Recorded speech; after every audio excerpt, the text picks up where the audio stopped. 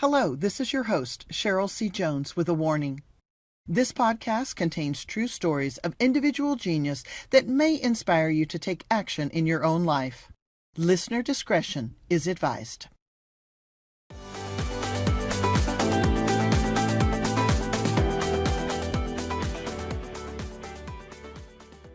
Hello, and welcome to Getting Simply the Best Results podcast.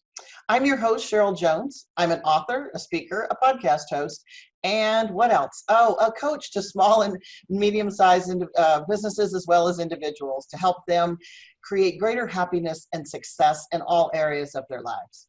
Today, our special guest is Marc Graban. So let me share a little bit with you about him because he's quite accomplished and it fills up a full page.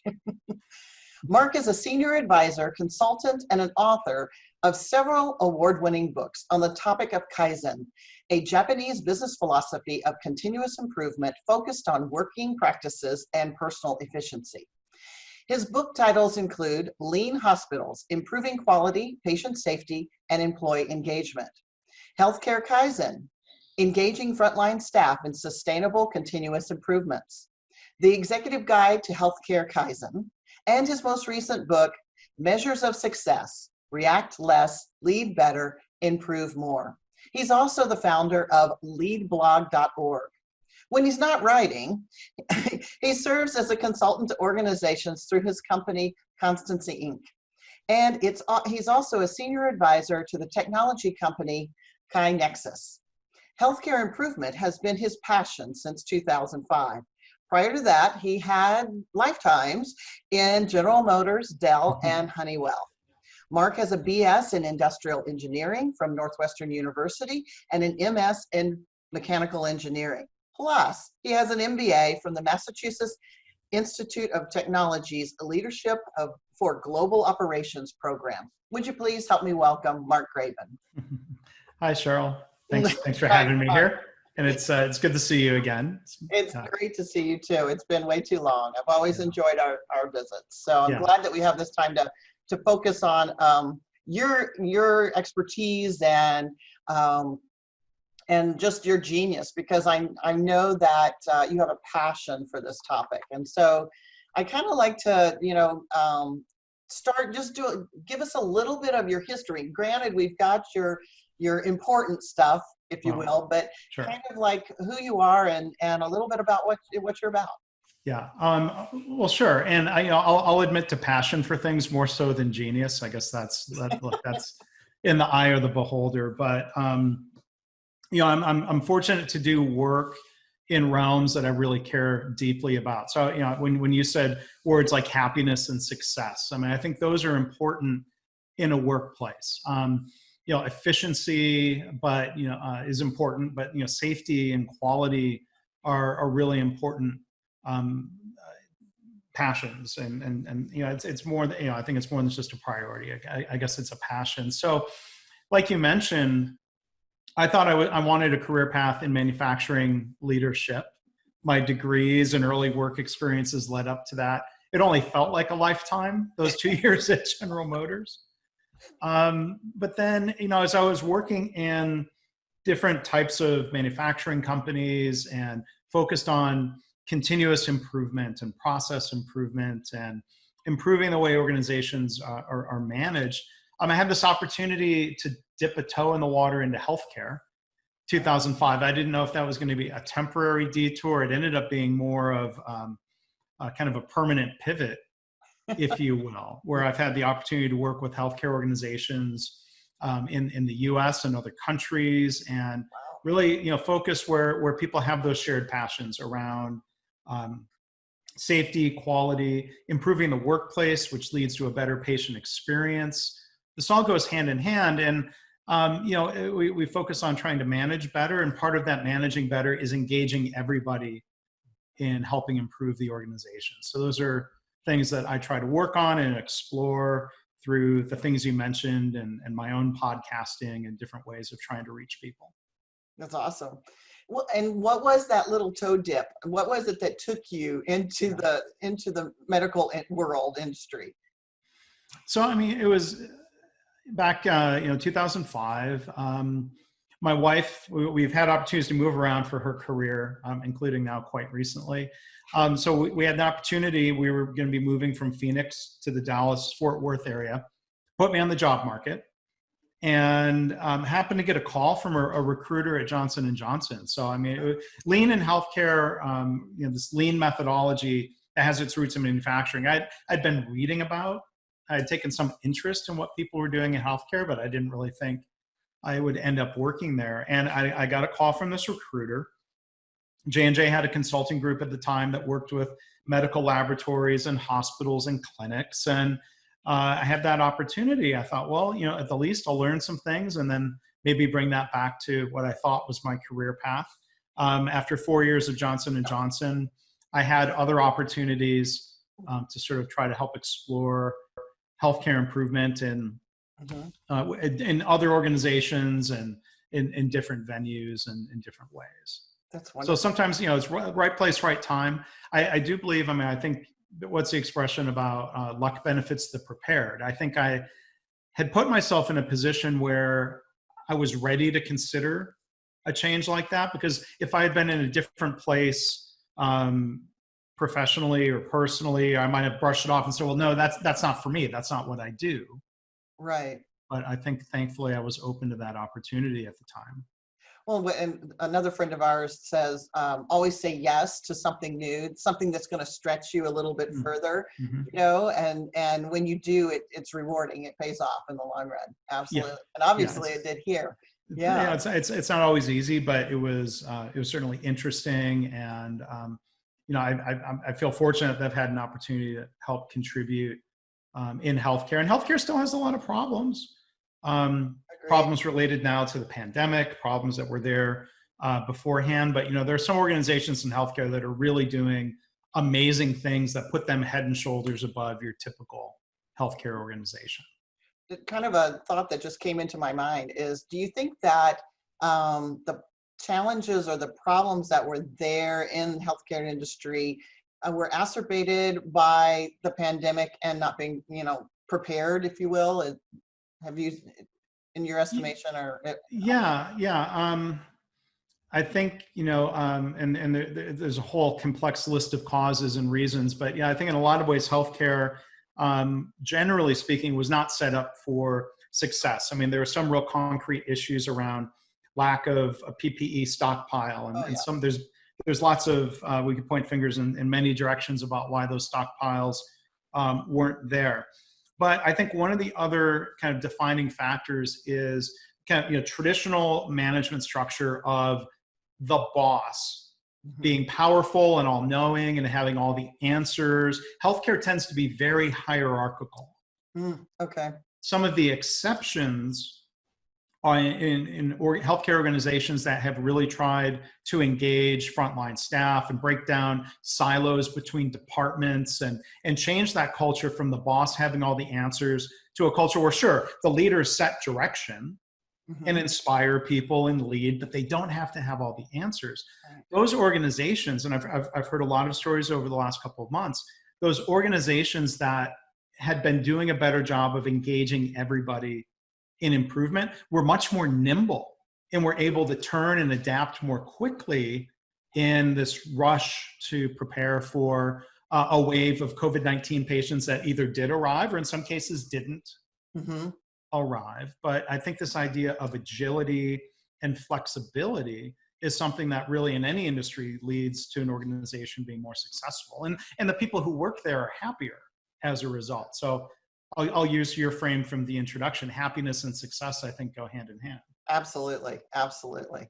Yeah. And I've seen organizations that think they're successful because they're meeting numbers, but their employees are just like miserable, and it just crushes me when I see that, because it's not worth it. It's totally not worth it. Well, it completely goes hand in hand. And a lot of the, maybe short-sighted, short-term decisions that businesses and leaders will sometimes say they are forced to make end up really crushing morale in ways that are so damaging over the long term. So I've seen, healthcare news summaries from publications get sent to me every day, and you'll see one headline that says, such and such health system laying off and furloughing employees.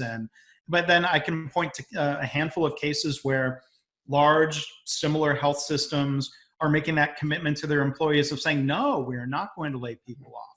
We will find a way to afford committing to our employees. And then that builds loyalty and all sorts of long-term benefits. So a lot of it really is a difference between short-term focus and long-term philosophy. Absolutely. I agree with you completely. Well, let's turn our attention back to you because you're my primary interest. Okay. If we have to. I want to know a little bit more about, your genius. I know you don't want to call it genius, but I think we all have a genius or a passion or a thing that, whatever it may be, that just we really gravitate to. It really speaks to us and we're good at it. And I know that this whole idea of lean, is your thing, is definitely your thing. But let me ask you, I'm familiar with Kaizen, but what I want to know is I want you to give me kind of a brief description of lean and then tell me about how that fits for you.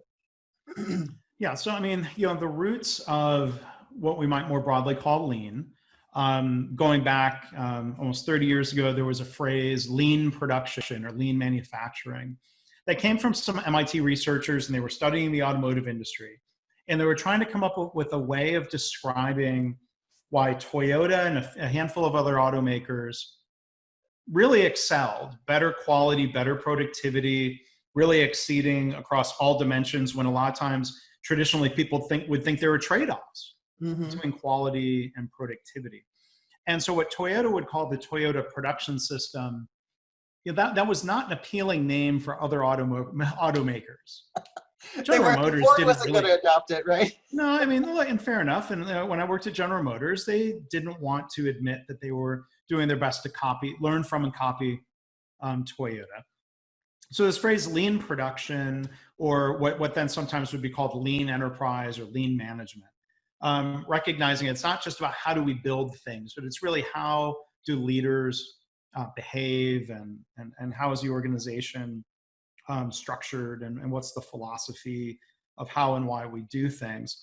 So, that spread from manufacturing into other areas, other types of manufacturing, not just automotive manufacturing. And now, this lean methodology is used in healthcare, software. There are government agencies, both local, state, and federal, that are using this approach because it's not about how we build things. It's really about creating, there's a phrase a friend of mine who used to work for Toyota in San Antonio would say, leadership's responsibility is to create a system in which people can be successful.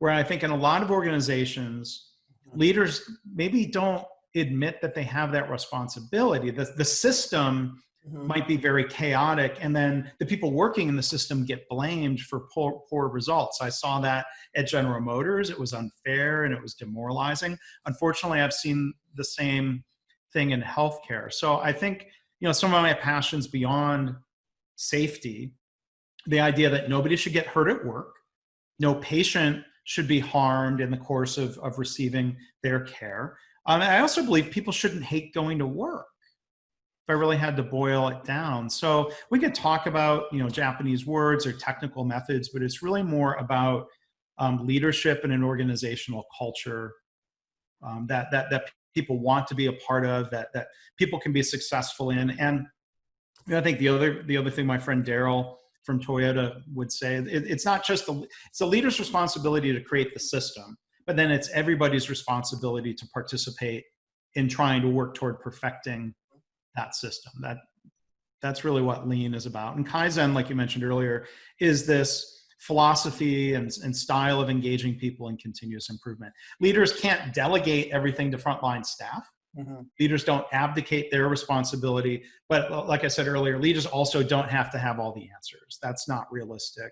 We've got to rely on the expertise and the creativity of the people who are doing the work as well. I agree. Yeah.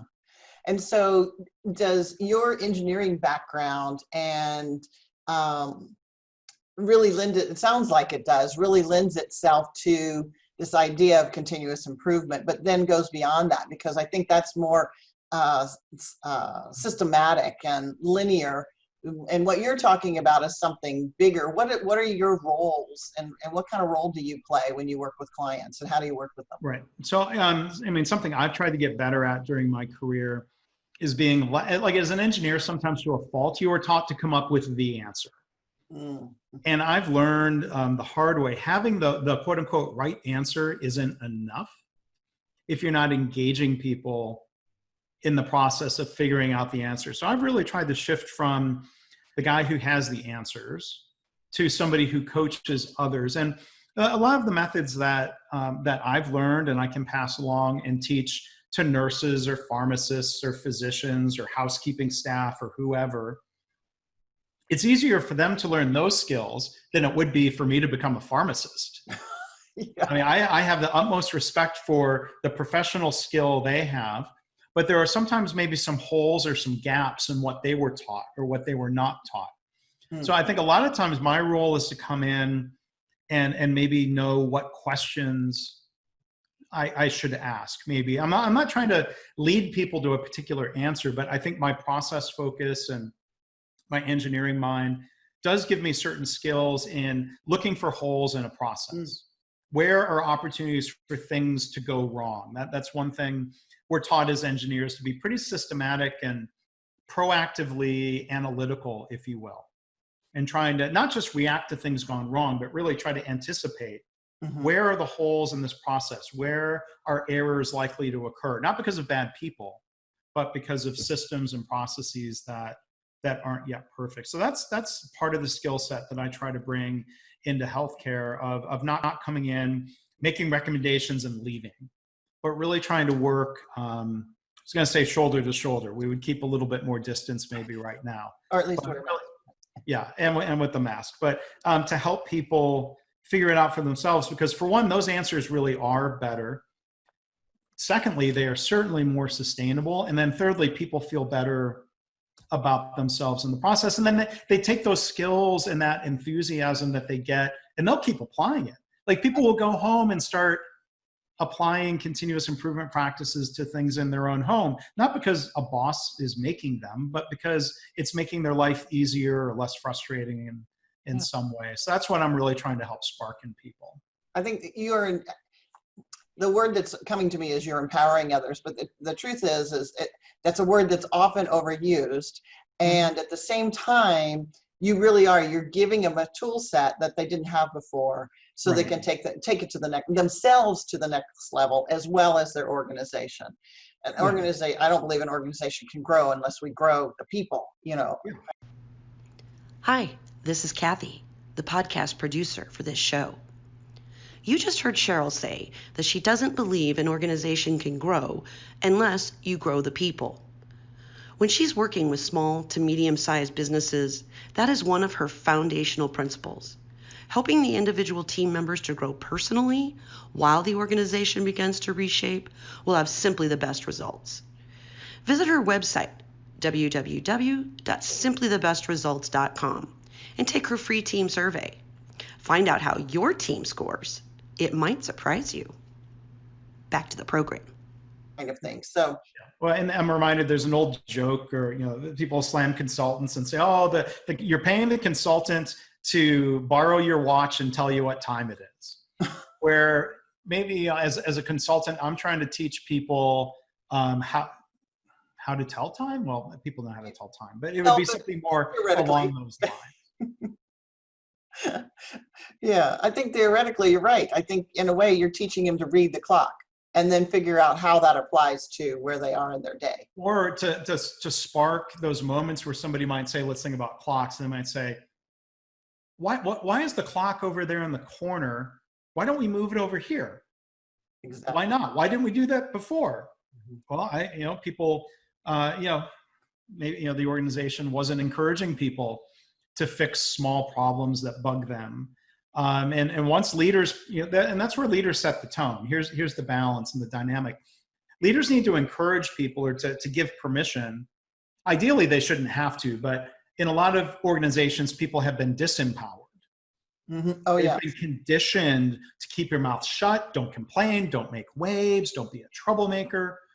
So when that's sadly the case, leaders do need to try to boost people back up and say, look, I believe in your creativity. I believe in your ability to identify and fix the many, many small problems Right. in a workplace that add up to a huge difference. So there's an interesting psychology where sometimes I see, like when people start noticing problems that they have become blind to, they'll go through sort of a cycle of grief where they'll feel bad, or they'll beat themselves up for like, well, why didn't we fix this years ago? And then I feel like I'm trying to be more of a counselor than an engineer, of trying to remind them it's okay, but you're learning, you're getting better, you're going to build upon this. Like, don't beat yourself up over the past.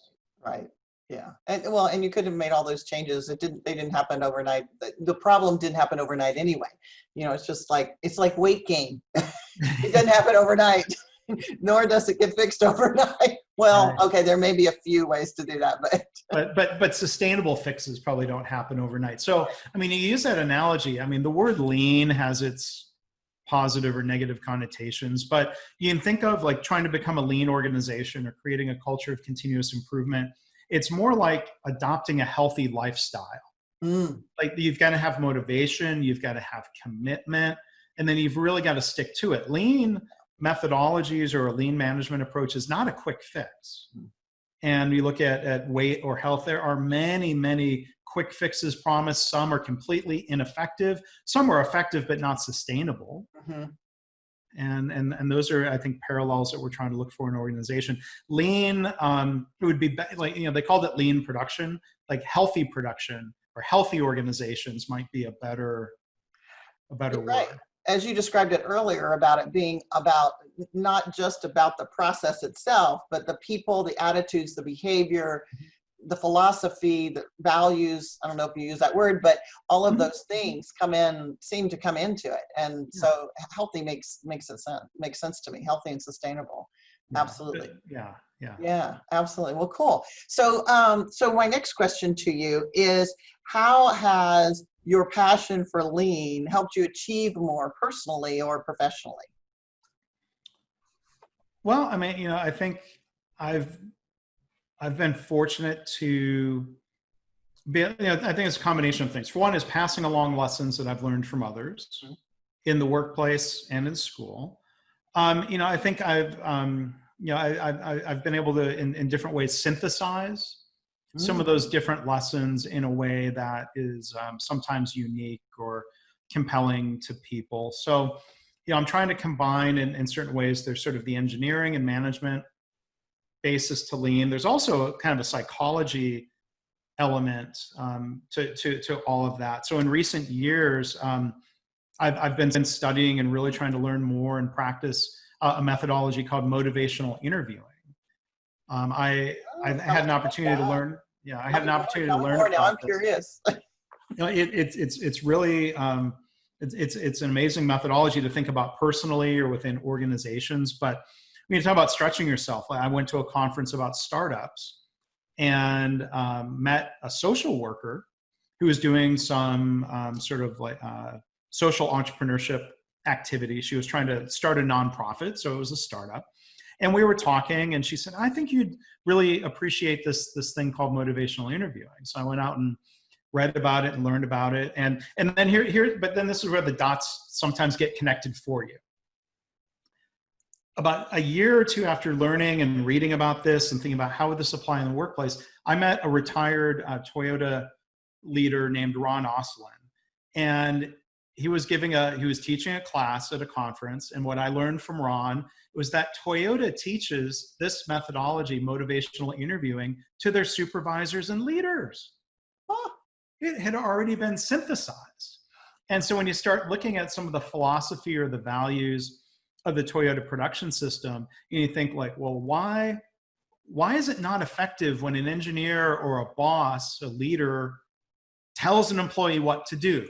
There's a natural psychological pushback that I think it's fair to recognize. And so Toyota has long used a phrase, respect for people, or respect for humanity. And I think a lot of that means respecting our human nature and sort of the innate psychology that makes us tick, and playing into that instead of fighting against it. So I've tried to synthesize things like that in some of my own personal work. And then the other thing that I pull in and synthesize that some others in my field maybe don't are some statistical practices called statistical process control. That's my latest book, Measures of Success, that incorporates some of those methodologies. So a lot of what I'm teaching, I wouldn't claim to have invented anything, but maybe some of the synthesis is unique. And I mean, I think that's okay. I don't feel the need to say, oh, I invented this. I think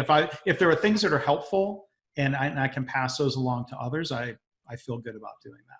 Yeah, absolutely. Well, and your ability to be able to communicate it in a way that others can hear it and understand it and use it is the key. It doesn't matter who pulled it all together, right? And because you've got your own unique way of doing it that makes it easy for others to get.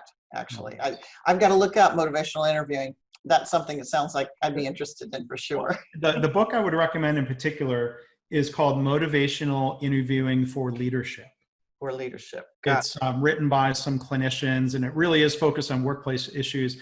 The book that was recommended to me was a super thick psychology textbook. And I'll tell you, that was the one and probably only psychology textbook I will ever read, because the origins in this approach are really more in applications of, say, addiction counseling. Oh, interesting. Oh. But I think some of the same human psychology and where we get stuck in the process of changing. We have reasons to change. We have reasons not to change. Absolutely. That's often true in a workplace. It's often true personally and individually. And so that's why I really recommend that book and that approach, Motivational Interviewing for Leadership. I will check it out. Thank you. Yeah. Yeah. So it sounds like that's been a big influence on you. Is there another person or book or something that has been an influential player in your life and in this industry?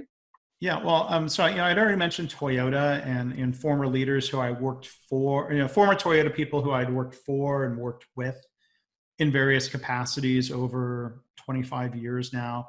They provide continual education and inspiration and coaching and give credit to everybody from the Toyota realm. But going back even further, one of the influences on Toyota was an American, W. Edwards Deming, who passed away in 1993 at the age of 93 years old. He was often called a statistician, but if you look at his books and his work, he would always emphasize, his work what planted the seed in my mind, that the most important thing for a leader is to understand psychology. So statistics and other aspects are useful, but psychology is really important. So Deming is, I think, considered one of the all-time quality gurus, if you will, or I'll use the word genius, management genius. I would more likely apply that word to somebody like him. So his books and his work, I think, have been really influential to me. So that's where things start coming together again between the process, engineering, analytical side, the psychology side, the statistics, really come together. And even though Dr. Deming passed away 27 years ago, I still think in a lot of ways he was really ahead of his time. And so that led to problems where I think a lot of times my judgment call is that he was right, but he really flew in the face of a lot of traditional management practices, and that message wasn't always well received. To this day, he has kind of his rabid followers, and it's kind of a counterculture, even though he was always pictured in a suit and tie. He was from sort of that era. In a way, it's sort of counterculture. I know what you mean. Yes, absolutely. Compared to traditional business culture, but I find it helpful and inspiring, and it's been a big influence on me. Yeah, he was a huge influence. I remember learning about him. Yeah, early on. So just have a couple more questions for you. I feel like it's important that our listeners have an idea of what they can take away and practice and apply in their own lives so that they can, reach some level of success personally or professionally. And I guess it's all personal. I mean, whether you're doing it professionally or not at all, it's all for the individual, but as well as the business. But so I'm curious to know if there's some practices or activities that you would recommend people kind of study or look into or perform or whatever. Yeah. So, after seeing, I think, certain like patterns of behavior in different industries and different organizations over 20 plus years, my most recent book that I had mentioned is called Measures of Success. But then the subtitle of the book is really kind of the summary and the advice. And maybe I'm almost giving away too much in the subtitle. I mean, the details are right are in the book. But the subtitle is React Less, Lead Better, Improve More. So the behavior that I've seen in organizations and individually too. So if you're looking at some measure like revenue or customer satisfaction metric, or and in the book I use an example, and we'll come back to weight loss again. If you weigh yourself every day and draw it on a chart in Excel, this would be called a line chart. The behavior that often comes with having some sort of measure is that it's really tempting to react to every up and down. It is. And to get upset about that number on the scale, or for a leader to say, oh, why is this number worse than the day before? I need you to go investigate and I want you to explain it. And somebody figure out the root cause when there may literally be no root cause, right? So one of the lessons that goes back to Dr. Deming is to realize there is variation in every system. And I think stepping on the scale every day is one way to help understand that. And I shared some charts in the book where your weight may be stable over time. Mm-hmm. You may see from looking at a chart that you are fluctuating around what is hopefully a stable average, if that's where you want to be, right? Mm-hmm. And your weight may fluctuate. Everyone's a little bit different, plus or minus 2.5 pounds, or up 1 pound. But okay. Also, it depends. Each person, we are a system, if you will. You're right. We are. Systems, and it could be a workplace system that generates results. The same system, we can think of it back in terms of the same people doing the same work, the same way, in the same environment, will not always generate the exact same results. So there is a natural variation, or you could call it an inherent variation, a routine variation, that's driven by the system. And when we chart the data and we start looking to see, it seems like it's fluctuating around an average. What happens when we react to every data point, or when we just compare two data points, is that this creates the swirl of activity that feels like it's helping, but it doesn't, right? So instead of getting too happy or too upset, I think of this as a roller coaster effect in an organization. The part of the lead better is to step back and be less reactive and more systematic. Why are our customer service numbers on average not where we want them to be? The answer to that question is probably not found in looking at, well, why was last week's number a little bit better than the week before? Was the system different? Probably not. So we need to go and step back, and this is where the lean methodology gives us some problem-solving skills to be analytical in a systematic way. Say, well, how are we going to change the system? Now let's go test those changes, and let's see if if we can create an outlier on our chart that's different than the typical routine variation. Or there are some statistical rules of thumb. Like if I were looking at my weight on the scale every day, if I were to see 8 consecutive days that were above my old stable average, that's a point to say, wait a minute, time out. That's a statistically meaningful trend. Mm-hmm. So we can learn with a little bit of math and a little bit of some rules of thumb and some visual charts to basically stop reacting to the noise and instead try to improve systematically. And if we see something in our metric that you might call a signal, a statistical signal, those are the things we should react to and investigate. And so those are some of the lessons that I've tried to bring across in a a user-friendly way. I would love, I said earlier, I've only read one textbook about statistics. I've had some readers say that my book is the only book about statistics that they've read or will read or enjoy. And I try to point them to others, but like I'm trying to bring some of these methods. If I framed it as a statistics book, I would only attract people who are interested in statistics. Mm-hmm. But the title of the book, and that phrase at some point it jumped out at me, we're trying to be more successful. There are times when we're measuring our progress or measuring our success. And so, I was trying to draw in, a broader business audience than a book about statistics might normally draw in. I think you're right. I think we do need to have measurements beyond just revenue or, customer interactions or covers in the hospitality industry, which would be customers, or number of days in the hospital or whatever hospitals might measure.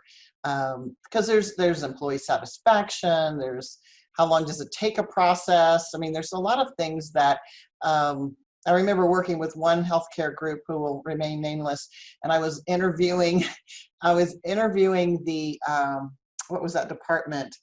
They're the ones that process all of the people getting wheelchairs or, referrals. I guess it was the referrals department, but they had to process. And literally they're still working in paper. Their files were like, piled on their desk, and they were all these patient files. And I'm like, why do you have so many? And some of these were dated, from 3 weeks ago. And I'm thinking there's a patient somewhere waiting for a walker, and I'm just like, oh, it's killing me, and it's like, let's look at the system here. But they weren't really interested, the owners or the higher ups weren't really interested in looking at that system and how that would be impacting not only patient care, but also employee satisfaction. And because these referral people or whatever department they were in were just frustrated, because they couldn't get through them. That's a great example. And, Dr. Deming would always say things like, well, people's best efforts are often not enough. People's best efforts in a bad system won't lead us to success. And I think a lot of times leaders, unfortunately, there's a disconnect, and they have this belief that the problems lie with the workers. Like I heard this at General Motors. It was always, the leaders would always blame somehow it was lack of effort, lack of caring, lack of urgency, lack of intensity. Like that wasn't the problem. People had been beaten down over decades in this kind of toxic, dysfunctional workplace. And they were worn out. And it was sad seeing that in manufacturing. Nobody deserves that. But in healthcare, it's really been heartbreaking to see a similar dynamic of people who are burned out and beaten down and broken. Yeah. By the system that they're working in. So it's possible to make progress in turning those things around, but I'll send you their name. Just kidding. Yeah, no. So what's on the horizon for you? What is next? What do you have coming up that you're excited about? Well, so it's a new world. Most of my work in the past has involved travel, to be a consultant or a speaker. I'm supporting a couple of organizations remotely, which means a lot of time on Zoom and doing what I can to help, even though I'm not there shoulder to shoulder with them. So in a lot of ways, I'm still trying to, help define that with clients and how can I be helpful from afar. I've been working on some other projects. I am doing a webinar on June 1st with a friend of mine from Toronto. So we're using lessons from the methods from my book, Measures of Success, but looking at COVID-19 related data. So there's a lot of data in the news, but we fall into the same traps of saying, well, the number of cases is up X from the day before. What does that really tell us? But when we chart the data and we can start looking for the routine variation that's caused by the system, that includes testing and all that, we can find, I think, more meaningful insight when we use different methodologies to analyze data. So if people are interested in that webinar, they go to leanblog.org. There's sort of a promotional strip across the top of the page right now that points people to where they can register for that. So that's one thing. And then there was a book project that was, the paperback and the Kindle book were published maybe 5 years ago. It's a book called Practicing Lean. And so I had 15 other authors who I recruited to write a book that shared reflections about our own personal practice and mistakes that we made early in our career, and kind of promoting this idea that we need to look at our work as a practice and a craft. We shouldn't expect to be perfect at what we do, and sometimes I try to remind myself not to look down on others who are new to something, and reflect about, well, they're making mistakes that are similar to the mistakes I made. And I think it's maybe, healthy or helpful to reflect upon that. So we wrote that book. All the proceeds we've donated to an organization that has roots in San Antonio and Austin. It's called the Louise Batts Patient Safety Foundation. And we've contributed all the royalties to that. But one project that had been sort of on the back burner, we had a recording of an audiobook. It had been available in different ways, but really the only place it seems you sell audiobooks is through Audible. Mm-hmm. So I've got that now. I think hopefully the audio is tweaked and good enough. It's waiting in the approval process through Audible. So hopefully that'll reach a new audience and raise more funds for the Batts Foundation as a group that is really important to me. So it's kind of a combination of a new normal and working on some other side projects and things that working from home has given me some time to do. Well, that's great. The webinar on June 1st, are you going to record that and make that available after the fact? It will be recorded. If depending on when someone is listening to this podcast, they can email me, marc@marcgraban.com. Perfect. And would be happy to send that link. Wonderful. Yeah, that'd be great. Because if I can't make it, I want to hear it and see it. So that's wonderful. Well, cool. I want to thank you for spending time with us today, because I've walked away with some. Okay, I haven't walked literally, but I've come away with a number of different key ideas or concepts that are really connecting with me. And one of them is that idea of starting to track stuff I've never thought about tracking before that could be helpful in terms of information. And then that idea of to recognize the natural variations and not to get too excited right away, kind of thing. And I think, I do that. I want to jump to conclusions very quickly rather than recognizing that there's a natural flow to things, and it comes back to some place in the middle. I didn't take statistics. I'll have to call you for that, but that there is a balance place, I guess, kind of thing. And I really like that idea of being less reactive and more systematic. And so was one of the things my team and I have been working on is systems for our podcast, because this is a whole new, oh my gosh, this is a whole new venture and world to go into. And it's not like you just go plug into Zoom or your recorder and record a podcast. It's a whole lot. There's a whole lot to it. So, that idea of setting up those systems, and I think now that we've done it just in that specific area, it's made our lives a lot easier. It's made my life a lot easier as the host, because I'm not worried about everything else. They're worried about that. I'm worried about you and connecting with you and us having a great conversation. So the systems really lessen the stress for me. It's my experience. I know what's next. I know who does what's process and who does the next steps and how things happen. And we're all in the same information funnel, if you will, in terms of knowing what's happening when. And that's incredibly valuable. Yeah.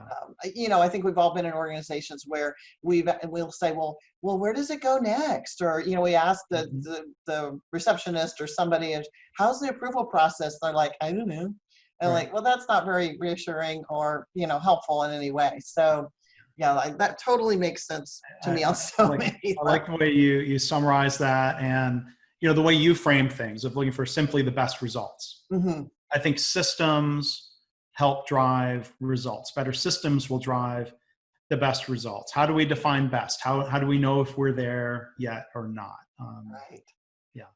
Great insights. Great. I've got so much. I'm going to go have a little session with myself now and answer those types of questions, do a little self-facilitation.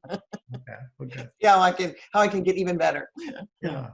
Well, I'll hopefully try to do. Yeah. yeah, it's awesome. Thank you for your contribution, not only to me, but to everybody. So that's very helpful. So, Sure. so to kind of close for the day, I just want to thank our listeners for listening, and of course, thank Marc for being here.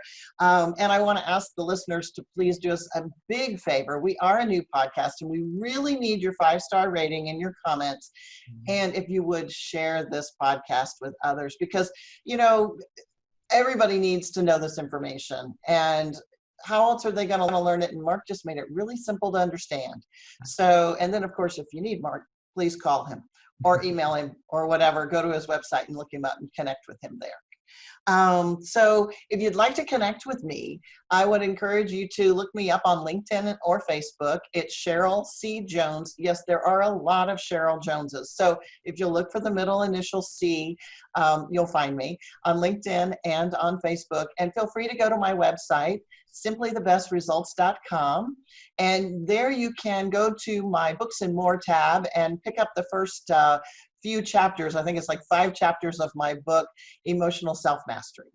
So thank you, and please don't hesitate to reach out to either of us. We'd love to hear from you, and we'd love to know what you thought of our podcast today.